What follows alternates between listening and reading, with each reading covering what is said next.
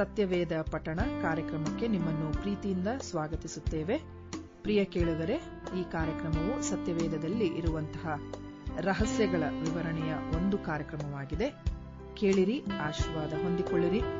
ನಿಮಗೆ ಪ್ರಶ್ನೆಗಳಿದ್ದಲ್ಲಿ ನಮ್ಮೊಟ್ಟಿಗೆ ನೀವು ಮಾತನಾಡಬೇಕಾದರೆ ನಮ್ಮ ಮೊಬೈಲ್ ಸಂಖ್ಯೆಯನ್ನು ನೀವು ಬರೆದಿಟ್ಟುಕೊಳ್ಳುವುದಾದರೆ ನಮ್ಮನ್ನು ಸಂಪರ್ಕಿಸಬಹುದು. ನಮ್ಮ ಮೊಬೈಲ್ ಸಂಖ್ಯೆ 9920606453. ಯೇಸು ಕ್ರಿಸ್ತನ ಹೆಸರಿನಲ್ಲಿ ನಿಮಗೆಲ್ಲರಿಗೂ ವಂದನೆಗಳನ್ನು ಸಲ್ಲಿಸುತ್ತೇನೆ. ಈ ದಿವಸದ ನಮ್ಮ ಸತ್ಯವೇದ ಅಧ್ಯಯನವನ್ನು ಪ್ರಾರಂಭ ಮಾಡುವಂತೆ ಪ್ರಾರ್ಥನೆ ಮೂಲಕ ನಮ್ಮನ್ನು ಸಿದ್ಧಪಡಿಸಿಕೊಳ್ಳೋಣ. ಪ್ರಾರ್ಥನೆ ಮಾಡೋಣ. ಕ್ರಿಸ್ತ ಯೇಸುವಿನಲ್ಲಿ ಪರಲೋಕದ ನಮ್ಮ ತಂದೆಯಾಗಿರುವ ದೇವರೇ, ಈ ಸಮಯಕ್ಕಾಗಿ ನಿನಗೆ ಸ್ತೋತ್ರಗಳು. ಮತ್ತೊಂದು ದಿವಸ ಕರ್ತ, ನಿನ್ನ ವಾಕ್ಯಗಳನ್ನು ಅಧ್ಯಯನ ಮಾಡಲಿಕ್ಕೆ ನೀನು ನಮ್ಗೆ ಕೊಟ್ಟಂತ ಈ ಒಳ್ಳೆ ಸಮಯಕ್ಕಾಗಿ ನಿನಗೆ ಸ್ತೋತ್ರಗಳನ್ನು ಸಲ್ಲಿಸ್ತೇವೆ. ಯೇಸುವೆ, ಈ ಸಮಯದಲ್ಲಿ ನಿನ್ನ ಪವಿತ್ರಾತ್ಮನ ಅಭಿಷೇಕದಿಂದ ನಮ್ಮನ್ನು ತುಂಬಿಸು. ನಾವೀಗ ಧ್ಯಾನ ಮಾಡುವಂತ ನಿನ್ನ ವಾಕ್ಯಗಳು ದೇವರೇ, ಅದನ್ನು ನಾವು ಸರಿಯಾಗಿ ಅರ್ಥ ಮಾಡಿಕೊಂಡು ಮನಸ್ಸಿನಲ್ಲಿಟ್ಟುಕೊಂಡು ಅದರಂತೆ ನಡೆದು ದೇವರೇ ನಿನ್ನ ನಾಮವನ್ನು ಮಹಿಮೆಪಡಿಸುವಂತೆ ನೀನು ನಮಗೆ ಕೃಪೆ ದಯ ಪಾಲಿಸು. ವಾಕ್ಯವನ್ನು ಹೇಳುವುದಕ್ಕೂ ಕೇಳುವುದಕ್ಕೂ ನೀನೇ ನಮಗೆ ಸಹಾಯ ಮಾಡಿ ನಿನ್ನ ಆತ್ಮದ ಮೂಲಕ ನಡೆಸು. ಅಡ್ಡಿಪಡಿಸುವ ಎಲ್ಲ ಸಂಗತಿಗಳನ್ನು ದೂರ ಮಾಡಿ ನಿನ್ನ ಆತ್ಮನಿಂದ ನಮ್ಮನ್ನು ತುಂಬಿಸು. ಯೇಸುವಿನ ಹೆಸರಿನಲ್ಲಿ ಪ್ರಾರ್ಥಿಸ್ತೇವೆ ಸ್ವಾಮಿ, ಆಮೆನ್.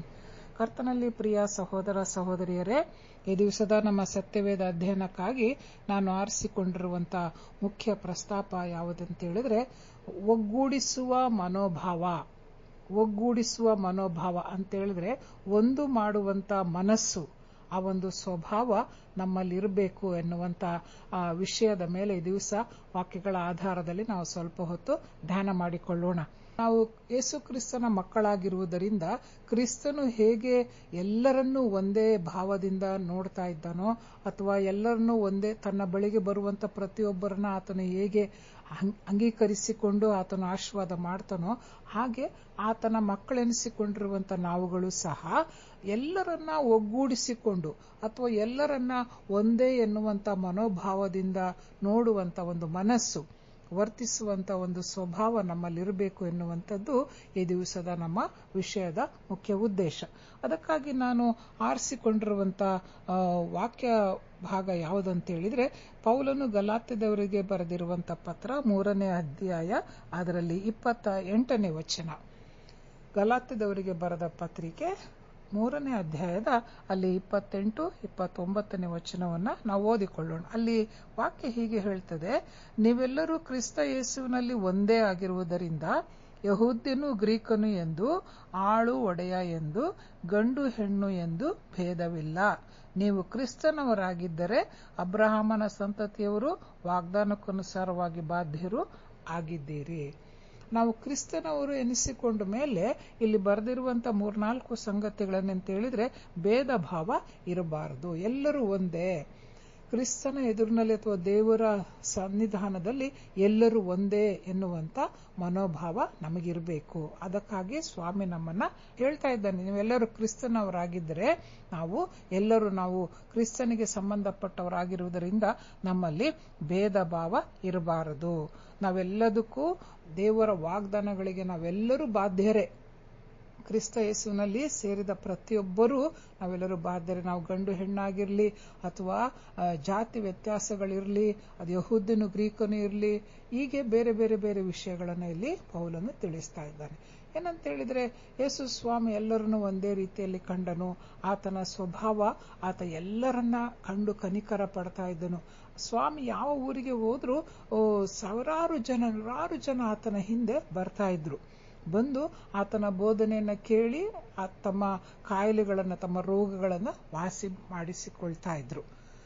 ಅಲ್ಲಿ ಬಂದಂತ ಜನರು ಎಲ್ಲರೂ ಯಹೂದ್ಯರಾಗಿರ್ಲಿಲ್ಲ, ಎಲ್ಲರೂ ಕ್ರಿಸ್ತನಿಗೆ ಸಂಬಂಧಪಟ್ಟವರಾಗಿರ್ಲಿಲ್ಲ, ಎಲ್ಲರೂ ಇಸ್ರಾಯೇಲ್ ಮನೆತನದವರಾಗಿರ್ಲಿಲ್ಲ. ಅಲ್ಲಿ ಬೇರೆ ಬೇರೆ ಬೇರೆ ವರ್ಗಗಳಿಗೆ, ಜಾತಿಗಳಿಗೆ ಸೇರಿದ ಜನರ ಗುಂಪಿನಲ್ಲಿ ಇರ್ತಾ ಇದ್ರು. ಬಂದಂತ ಯಾರನ್ನೂ ಸಹ ಸ್ವಾಮಿ ಹಾಗೆ ಖಾಲಿ ಕೈಯಿಂದ ಆತ ವಾಪಸ್ ಕಳಿಸ್ತಾ ಇರಲಿಲ್ಲ.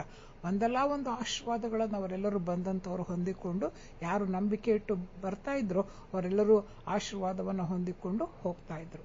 ಹಾಗಾಗಿ ಆತನ ಮಕ್ಕಳೆನಿಸಿಕೊಂಡಿರುವಂತ ನಮಗೂ ಈ ಒಂದು ಜವಾಬ್ದಾರಿ ನಮಗೆ ಕೊಡಲ್ಪಟ್ಟಿದೆ. ನಮ್ಮ ಅನ್ಯೋನ್ಯತೆಗೆ ಸೇರಿಕೊಳ್ಳುವುದಕ್ಕೆ ಬರುವಂತ ಯಾರೇ ಆಗಿರಲಿ ಅವರನ್ನ ನಾವು ಭೇದ ಭಾವ ಇಲ್ಲದೆ ಅವರನ್ನ ಕ್ರಿಸ್ತನವರೆಂದು ಎಣಿಸಿ ನಾವು ಸೇರಿಸಿಕೊಂಡು ಕ್ರಿಸ್ತನ ಪ್ರೀತಿಯಲ್ಲಿ ಅವರನ್ನ ಮುನ್ನಡೆಸಬೇಕು ಅಂತ ವಾಕ್ಯ ಹೇಳ್ತದೆ.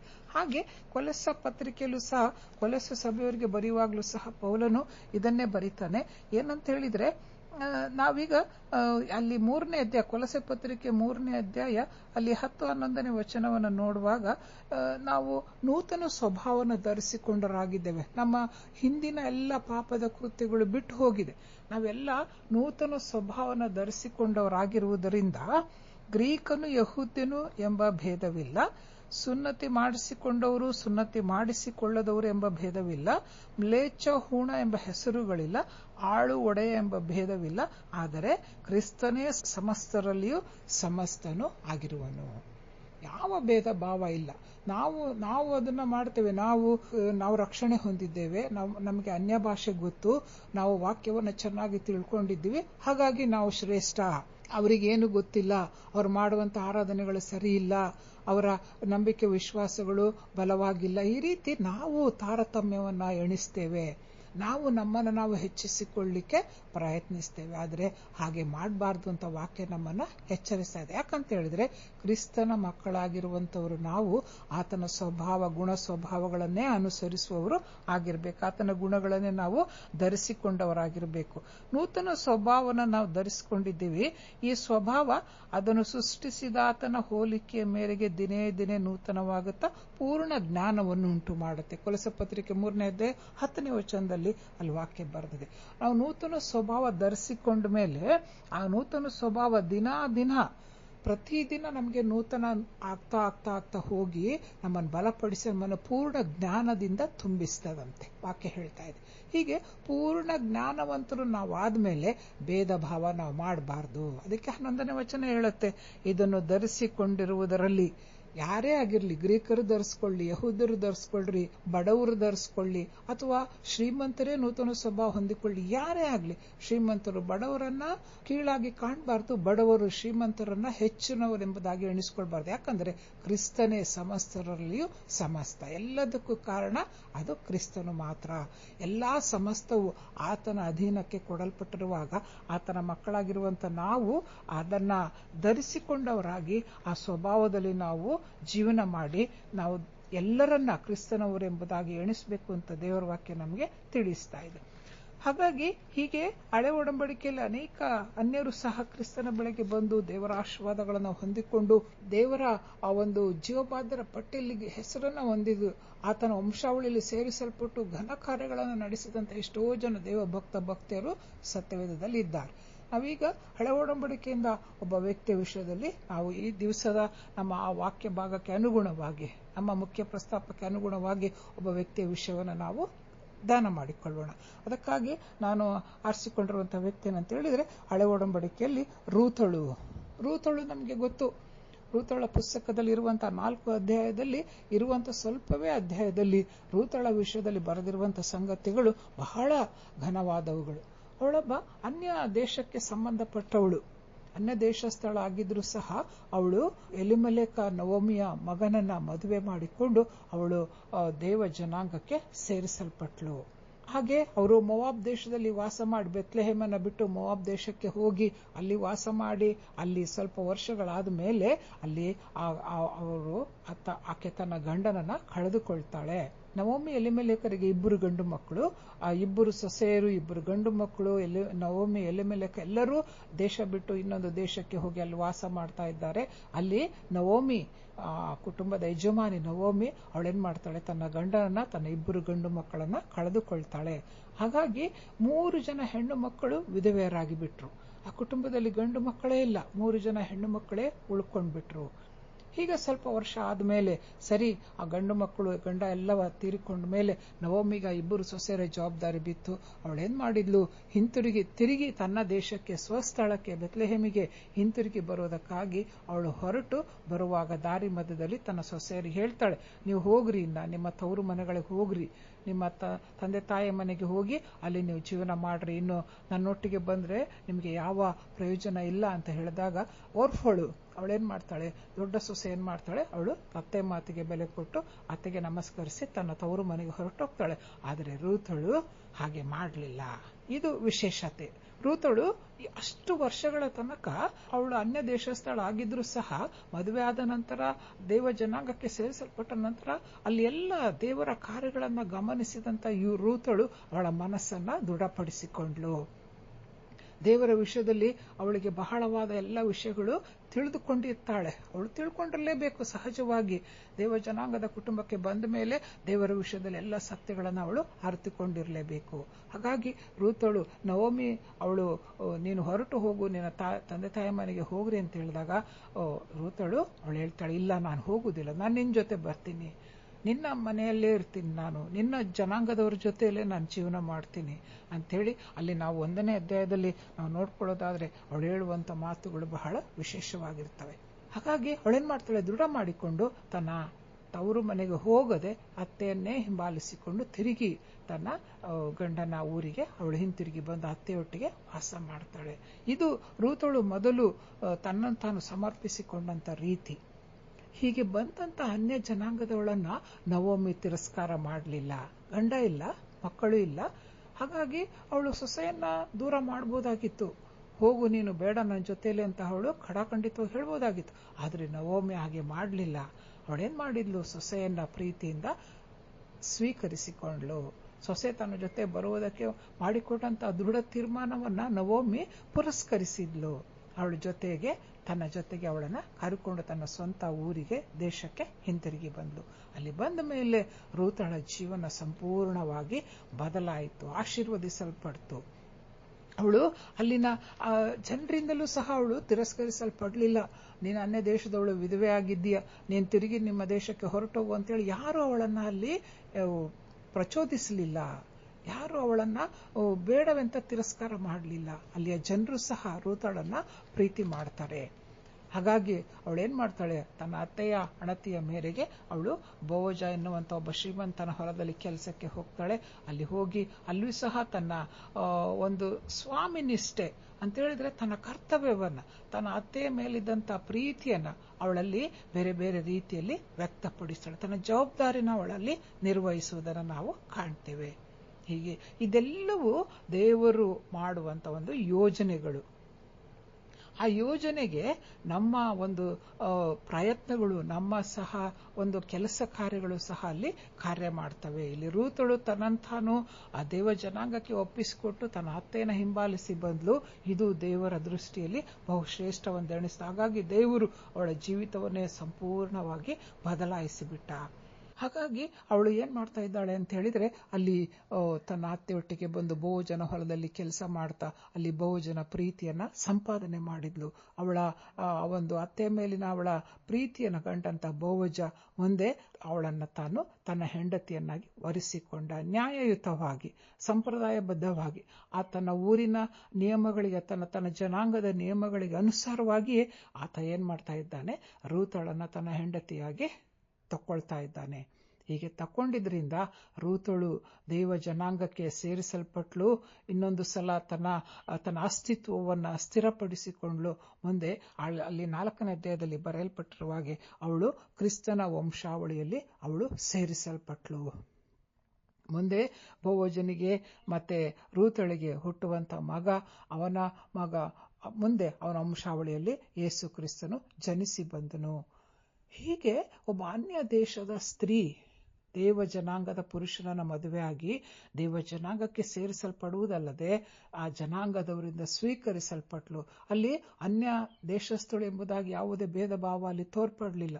ಅವಳನ್ನ ಯಾರು ಹಿಂಸಿಸಲಿಲ್ಲ, ಅವಳನ್ನ ಆ ಊರಿನ ಜನರು ಯಾರು ಕಡೆಗಣಿಸಲಿಲ್ಲ, ಅವಳನ್ನು ತಿರಸ್ಕರಿಸಲಿಲ್ಲ. ಎಲ್ಲರೂ ಅವಳನ್ನ ಪ್ರೀತಿ ಮಾಡಿದ್ರು, ಎಲ್ಲರೂ ಅವಳಿಗೆ ತಮ್ಮ ಸಹಕಾರವನ್ನ ತೋರಿಸಿದ್ರು. ಅದರಲ್ಲೂ ಪ್ರತ್ಯೇಕವಾಗಿ ಅತ್ತೆ ತನ್ನ ಸೊಸೆಗೆ ಕೊಡತಕ್ಕ ಎಲ್ಲ ಸ್ಥಾನಮಾನಗಳನ್ನ ದೊರಕಿಸಿಕೊಟ್ಲು. ಆಕೆ ಜೀವಿತವನ್ನ, ಸೊಸೆ ಜೀವಿತವನ್ನ ಆಕೆ ಬಹಳ ಉನ್ನತವಾಗಿ ಅವಳು ರೂಪಿಸುವುದರಲ್ಲಿ ನವೋಮಿ ತನ್ನ ಪಾತ್ರವನ್ನು ಬಹಳವಾಗಿ ಪ್ರಾಮಾಣಿಕವಾಗಿ ನಿರ್ವಹಿಸಿದ್ಲು. ಹಾಗಾಗಿ ನಮ್ಗೆ ವಾಕ್ಯ ನೆನಪಾಗ್ತದೆ, ಅಲ್ಲಿ ಜಾತಿ ಭೇದ ಇಲ್ಲ, ಯಹೂದನು ಗ್ರೀಕನು ಎನ್ನುವಂತ ಭೇದ ಇಲ್ಲ. ಅವಳ ಅನ್ಯ ದೇಶಸ್ಥಳ ಆಗಿದ್ರೂ ಸಹ ಕ್ರಿಸ್ತನ ವಂಶಾವಳಿಯಲ್ಲಿ ಆಕೆ ಸೇರಿಕೊಳ್ತಾಳೆ. ಇದೆಲ್ಲವೂ ಹೇಗೆ ಅಂತ ಹೇಳಿದ್ರೆ, ದೇವರ ಒಂದು ಯೋಜನೆ ಆಗಿದ್ರೂ ಸಹ ಮನುಷ್ಯರ ಅಲ್ಲಿ ಪಾತ್ರ ಬಹಳ ಶ್ರೇಷ್ಠವಾದದ್ದು. ಅಲ್ಲಿ ಬೋವಜನು ಸಹ ರೂತಳನ್ನ ಪರಿಗಣಿಸ್ತಾನೆ. ಅವಳ ವಿಧೇಯತೆಯನ್ನ, ಅತ್ತೆಗೆ ಅವಳು ತೋರಿಸಿದಂತ ಆ ಒಂದು ಯಥಾರ್ಥವಾದ ಪ್ರೀತಿಯನ್ನ ಆತ ಏನ್ ಮಾಡ್ತಾ ಇದ್ದಾನೆ, ಪರಿಗಣಿಸ್ತಾ ಇದ್ದಾನೆ, ಗಮನಿಸ್ತಾ ಇದ್ದಾನೆ. ಆತ ಅದನ್ನ ಮೆಚ್ಚಿಕೊಳ್ತಾನೆ ಮತ್ತು ಮೆಚ್ಚಿಕೊಂಡು ಆಕೆಯ ಸ್ವಭಾವಕ್ಕೆ ತಕ್ಕ ಹಾಗೆ ಆ ಊರಿನ ಸಂಪ್ರದಾಯಕ್ಕೆ ಅಥವಾ ತನ್ನ ಜನಾಂಗದ ಸಂಪ್ರದಾಯಕ್ಕೆ ಅನುಗುಣವಾಗಿ ಆತ ಆಕೆಯನ್ನ ವರಿಸಿ ಹೆಂಡತಿಯನ್ನಾಗಿ ತಕ್ಕೊಳ್ತಾನೆ. ನವೋಮಿ ಒಂದು ವೇಳೆ ರೂತಳನ್ನ ತಿರಸ್ಕಾರ ಮಾಡಿದ್ರೆ, ಅವಳಿಗೆ ತನ್ನ ಅತ್ತೆಯ ಒಂದು ಸ್ಥಾನವನ್ನ ಅವಳು ಹೆಚ್ಚಿಸಿಕೊಂಡು ಸೊಸೆಯನ್ನ ಕೀಳಾಗಿ ಕಂಡಿದ್ರೆ ಇದ್ಯಾವುದು ನಡೀತಾ ಇರಲಿಲ್ಲ. ಆದರೆ ಎಲ್ಲವೂ ದೇವರ ಚಿತ್ತದ ಪ್ರಕಾರವಾಗಿ, ದೇವರ ಯೋಜನೆ ಪ್ರಕಾರವಾಗಿ ಎಲ್ಲವೂ ಅಲ್ಲಿ ನಡೆಸಲ್ಪಡ್ತದೆ. ಹೀಗೆ ಯಾವುದೇ ರೀತಿಯ ಭೇದ ಭಾವಗಳನ್ನು ನಾವು ತೋರಿಸ್ತಾ ಇದ್ದಾಗ ಅಲ್ಲಿ ದೇವರಾತ್ಮನ ಕಾರ್ಯಗಳು ಬಲವಾಗಿ ನಡೆಯಲಿಕ್ಕೆ ಸಾಧ್ಯ. ಯಾವಾಗ ನಾವು ನಮ್ಮನ್ನ ನಾವು ಹೆಚ್ಚಿಸಿಕೊಳ್ಳದೆ, ನಾವೆಲ್ಲರೂ ಒಂದೇ, ನಾವೆಲ್ಲರೂ ಒಬ್ಬನೇ ಕರ್ತನನ್ನ ಹೊಂದಿಕೊಂಡಿದ್ದೇವೆ, ಆ ಹೆಸರಿನಲ್ಲಿ ಮಾತ್ರ ದೀಕ್ಷಾಸ್ನಾನ ತಕೊಂಡಿದ್ದೇವೆ, ಆತನ ಜನಾಂಗದಲ್ಲಿ ನಾವು ಸೇರಿಸಲ್ಪಟ್ಟಿದ್ದೇವೆ ಅನ್ನುವಂತ ಆ ಒಂದು ಮನೋಭಾವ ನಮ್ಮಲ್ಲಿರುವಾಗ ಈ ಒಗ್ಗೂಡಿಸುವಂತ ಮನೋಭಾವ ಸಹಜವಾಗಿ ನಮ್ಮಲ್ಲಿ ಕೆಲಸ ಮಾಡಲಿಕ್ಕೆ ಪ್ರಾರಂಭ ಮಾಡಿದೆ. ಹಾಗಾಗಿ ಯೇಸು ಸ್ವಾಮಿ ಮತ್ತಾಯನ ಸುವಾರ್ತೆ 11ನೇ ಅಧ್ಯಾಯ 28ನೇ ವಚನದಲ್ಲಿ 28-29 ಆತ ಹೇಳ್ತಾನೆ, ಎಲ್ಲ ಕಷ್ಟಪಡುವವರೇ ಹೊರೆ ಹೊತ್ತವರೇ, ನೀವೆಲ್ಲರೂ ನನ್ನ ಬಳಿಗೆ ಬನ್ರಿ. ಅಲ್ಲಿ ಸ್ವಾಮಿಯಲ್ಲಿ ಯಹೂದ್ಯರೇ, ಇಸ್ರಾಯೇಲರೇ, ಕ್ರೈಸ್ತರೇ, ವಿಶ್ವಾಸಿಗಳೇ ಅಂತ ಯಾವ ವಿಶೇಷಣಗಳನ್ನು ಅಲ್ಲಿ ಹೇಳ್ತಾ ಇಲ್ಲ. ಯಾರ್ಯಾರು ಕಷ್ಟಪಡ್ತಾ ಇದ್ದೀರಿ, ಯಾವ ಜನಾಂಗಕ್ಕೆ ಸೇರಿರ್ಲಿ, ಯಾವ ದೇಶದವರೇ ಆಗಿರ್ಲಿ, ಯಾವುದೇ ಬಣ್ಣದವರಾಗಿರ್ಲಿ, ಯಾವುದೇ ಅಂತಸ್ತಿನವರಾಗಿರ್ಲಿ, ಅಲ್ಲಿ ಯಾರೇ ಆಗಿರ್ಲಿ, ಕಷ್ಟಪಡುವವರು, ಹೊರೆ ಹೊತ್ತವರು ಎಲ್ಲರೂ ಸ್ವಾಮಿಯ ಬಳಿಗೆ ಬರುವುದಾದರೆ ಅಲ್ಲಿ ಸ್ವಾಮಿ ಅವರಿಗೆ ವಿಶ್ರಾಂತಿ ಕೊಡ್ತೀನಿ ಅಂತ ಹೇಳ್ತಾ ಇದ್ದಾನೆ. ಇದು ಆತನ ಒಂದು ಕರೆ, ಒಗ್ಗೂಡಿಸುವ ಒಂದು ಮನೋಭಾವಕ್ಕೆ ಸ್ವಾಮಿ ಕೊಡುವಂತ ಕರೆ. ಹೀಗೆ ನಾವು ಸಹ ಕ್ರಿಸ್ತನ ಮಕ್ಕಳೆನಿಸಿಕೊಂಡಂತವರು, ಕ್ರಿಸ್ತನ ಜನಾಂಗಕ್ಕೆ ಸೇರಿದವರು, ನಾವು ಇಲ್ಲಿ ಯಾವುದೇ ತಾರತಮ್ಯಗಳನ್ನ ಮಾಡಬಾರದು. ಎಲ್ಲರೂ ಒಂದೇ ಎನ್ನುವಂತ ಮನೋಭಾವ ನಮಗಿರ್ಬೇಕು. ನಮ್ಮ ಅನ್ಯತೆಗೆ ಸೇರಿಕೊಳ್ಳಿಕ್ಕೆ ಯಾರು ಬರ್ತಾರೋ ಅವರನ್ನು ನಾವು ಪ್ರೀತಿಯಿಂದ ಸ್ವೀಕರಿಸಿಕೊಳ್ಬೇಕು. ಕ್ರಿಸ್ತನ ಹೆಸರಿನಲ್ಲಿ ಅವರನ್ನು ಆಶೀರ್ವಾದ ಮಾಡುವಾಗ ಆ ಆಶೀರ್ವಾದದ ಪಾಲು ನಮಗೂ ಸಹ ಕೊಡಲ್ಪಡ್ತದೆ. ಹಾಗಾಗಿ ಇಲ್ಲಿ ಸ್ವಾಮಿ ಹೇಳುವ ಹಾಗೆ ನಾವೆಲ್ಲರೂ ಕ್ರಿಸ್ತ ಯೇಸುವಿನಲ್ಲಿ ಒಂದೇ ಆಗಿರುವುದರಿಂದ, ನಾವೆಲ್ಲರೂ ಒಂದೇ ಆಗಿರುವಾಗ ನಾವು ಹೇಗೆ ಬೇರೆಯವರನ್ನ ನೀವು ನಮ್ಮವರಲ್ಲ ಅಂತ ಹೇಳಲಿಕ್ಕೆ ಸಾಧ್ಯವೇ ಇಲ್ಲ. ಒಂದು ವೇಳೆ ನಾವು ಹಾಗೆ ಹೇಳಿದ್ರೆ ನಾವು ಕ್ರಿಸ್ತನವರು ಅನಿಸಿಕೊಳ್ಳುವುದರಲ್ಲಿ ಯಾವ ಅರ್ಥವೂ ಇರೋದಿಲ್ಲ. ಆದ್ದರಿಂದ ನಾವು ನಮ್ಮ ಎಲ್ಲ ಕ್ರಿಸ್ತನಲ್ಲಿ ನಾವು ಸೇರಿಕೊಂಡಾಗ, ಕ್ರಿಸ್ತ ಯೇಸುವಿನಲ್ಲಿಟ್ಟಿರುವ ನಂಬಿಕೆಯ ಮೂಲಕ ದೇವರ ಪುತ್ರರು ನಾವು ಆಗಿರುವಾಗ ಆ ಒಂದು ಪುತ್ರತ್ವಕ್ಕೆ ಸೇರಿಕೊಳ್ಳಿಕ್ಕೆ ಬರುವಂತವರನ್ನು ಸಹ ನಾವು ಸೇರಿಸಿಕೊಳ್ಳಬೇಕಾಗ್ತದೆ. ಅಂದ್ರೆ ಅವರನ್ನು ನಾವು ಕಡೆಗಣಿಸಬಾರದು, ಅವರನ್ನು ನಮ್ಮವರೇ ಎಂಬುದಾಗಿ ನಾವು ಸ್ವೀಕರಿಸ. ಒಂದು ವೇಳೆ ನಾವು ಆ ರೀತಿ ಕಡೆಗಣಿಸೋದಾದರೆ ಕ್ರಿಸ್ತನು ನಮ್ಮನ್ನ ಕೈ ಬಿಡ್ತಾನೆ, ಕ್ರಿಸ್ತನು ನಮ್ಮನ್ನ ಕಡೆಗಣಿಸ್ತಾನೆ ಅಂತ ಹೇಳಿದ್ರೆ, ಕಡೆಗಣಿಸ್ತಾನೆ ಅಂತ ಹೇಳಿ ನಾವು ಹೆದರ್ಕೊಳ್ಬಾರ್ದು. ಆದರೆ ಆ ಸ್ವಭಾವನ ನಾವು ಬದಲಾಯಿಸಿಕೊಳ್ಬೇಕು.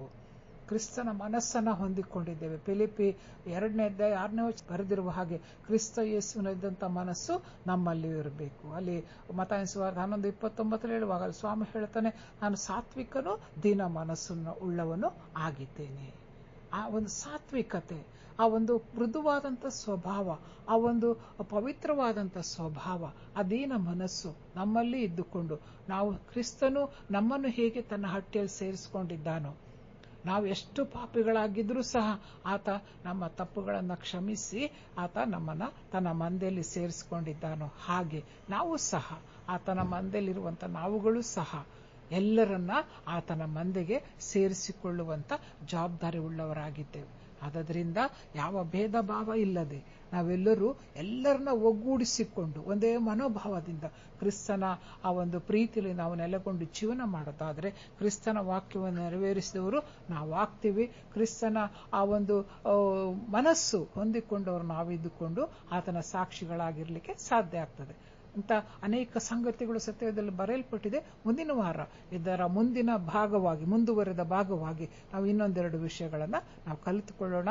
ಹೀಗೆ ದೇವರು ಈ ವಾಕ್ಯಗಳನ್ನು ಆಶ್ವಾಸಿಸಿ ನಮ್ಮನ್ನ ತನ್ನ ಮಹಿಮೆಗಾಗಿ ಉಪಯೋಗ ಮಾಡಲಿ. ಆಮೆನ್. ಪ್ರೀತಿಯುಳ್ಳ ನಮ್ಮ ತಂದೆ ಆದ ದೇವರೇ, ನೀನು ಕೊಟ್ಟ ವಾಕ್ಯಗಳಿಗಾಗಿ ಸ್ತೋತ್ರ. ಆಶೀರ್ವಾದ ಮಾಡು ಸ್ವಾಮಿ. ನಾವು ಸಹ ಎಲ್ಲರನ್ನ ಒಗ್ಗೂಡಿಸಿಕೊಂಡು ಒಂದೇ ಹಟ್ಟಿಯಲ್ಲಿ ಸೇರಿಸಲ್ಪಟ್ಟವರಾಗಿ ಕರ್ತ ನಿನ್ನ ರಾಜ್ಯದೊಳಗೆ ಸೇರಿದಂತ ಧನ್ಯತೆಗೆ ನಾವು ಆಗುವಂತೆ ನಮ್ಮೆಲ್ಲರನ್ನ ಆಶ್ವಸಿಸಿ ಬಲಪಡಿಸಿ ನಡೆಸಬೇಕೆಂಬುದಾಗಿ ಯೇಸುವಿನ ಹೆಸರಿನಲ್ಲಿ ಬೇಡಿಕೊಳ್ತೇವೆ ಸ್ವಾಮಿ. ಆಮೇನ್.